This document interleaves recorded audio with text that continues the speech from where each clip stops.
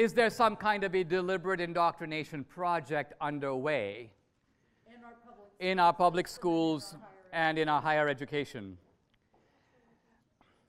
My answer to that is surprisingly no. And what I mean by no is this.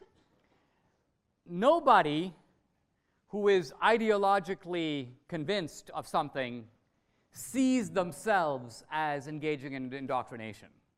Think, for example, about a parent who has a really wayward kid who constantly says stupid stuff at home.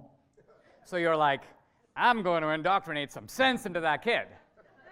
But you don't mean, I'm going to tell my kid all kinds of lies. You mean, I'm going to talk some sense into them. I'm going to show them the way it really is. I honestly believe that the teachers and the professors in our colleges are genuinely think that this is the way the world is. And they're committed to it now. There's a very interesting question which I can explore separately. Why do they think that? What gives them that idea? And that's a complex question, but I won't address it here. I'll simply say they're well-intentioned in that sense.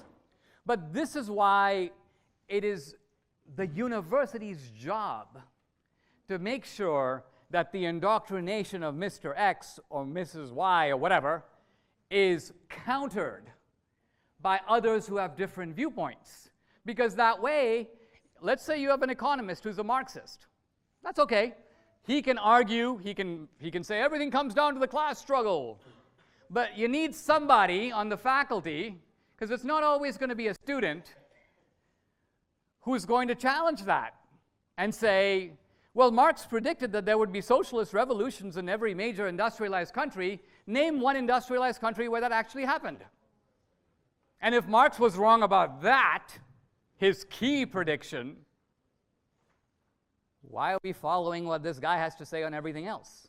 But see, if that question never gets raised, then, and if all the members of the economics department are all Marxists, and if the disagreement among them is not Marxism, but what kind of Marxist are you? I think class is more important. I think race is more important. I think gender is most important. Well, that's a kind of a debate, but it's a somewhat more insular debate that doesn't put the fundamental question up there. So that's my point. This is why the most important kind of diversity on campus is always philosophical or intellectual diversity. Okay, thank you.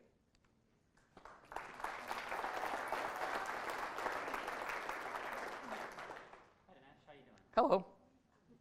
Good.